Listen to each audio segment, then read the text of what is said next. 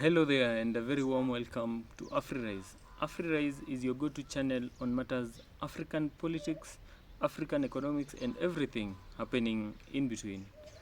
And today we are in Ghana. And Ghana has a new president. Former president and now president elect, His Excellency John Dramani Mahama, has been re elected into office after winning the 2024 general elections with what could be described as a landslide. Mahama got 57% with his close contender, the current Vice President Mahamudu Bawumia, garnering slightly over 43%. And from this Ghanaian election, there are a lot of lessons that can be learned in reflection of what happened in Kenya in 2022 and what has recently happened just a month ago in the United States of America. And jumping straight into it, Ghana had the choice to go for a former president or an incumbent vice president who was promising an El Dorado in terms of infrastructure, creation of jobs, and every other good thing you'll dream about for an African country. And looking back at what happened in Kenya in 2022, the incumbent deputy president, now President William Ruto, rode on an array of promises to the Kenyan people. But what have we seen in his half term in office? President William Ruto can only be described, for lack of any other better word, as a disappointment. The hope that the Kenyan people placed on William Ruto have been shattered in his first years in office. And I think from this, Ghanaians read the room and thought that you are an incumbent, Mahamudu Bawumia, and you want to be president. You're promising us a whole lot of new Ghana, which you've not been able to achieve as deputy or vice president. How is this supposed to be?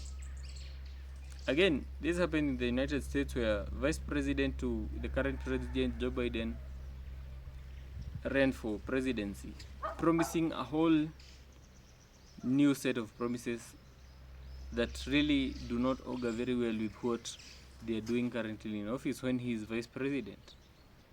And looking at these three countries and what has happened in recent elections, especially in Southern Africa, in Mozambique, in Namibia,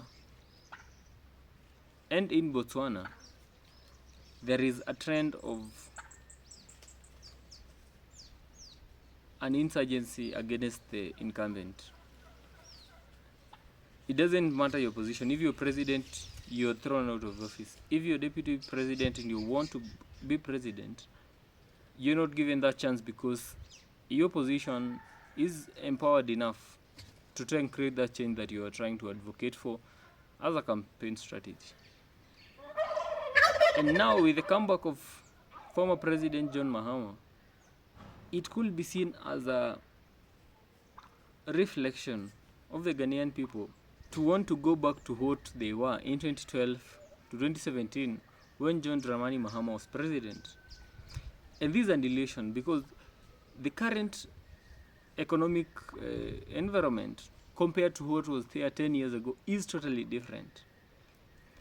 And if at all John Mahama is to restore the happiness that was among the Ghanaians that time, he has to do a whole lot of different things than he did then. Because when he left, Ghana was not listed badly in terms of credit, in terms of being credited and funded by the global bodies. It was not as bad as it is right now. And he has a whole lot of new problems to deal with. And this could be seen across countries. When you listen to Kenyans now and when you listen to Americans when they were voting in November. The mind or even the voices are the same. They're saying it was better then when Trump was president.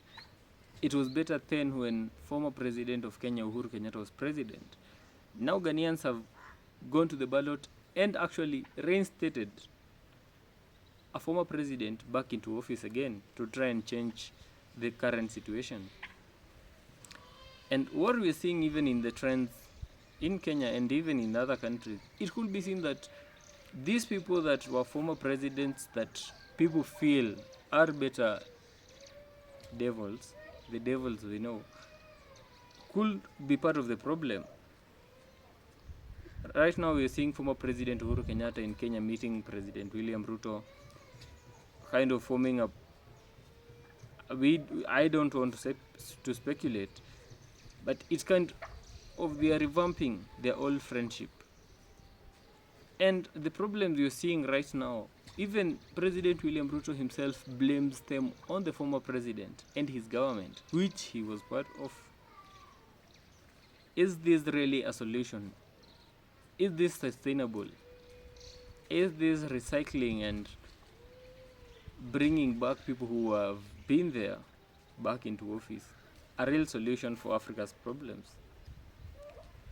Comment down below with your opinions on this. Thank you so much, and kindly subscribe to our channel.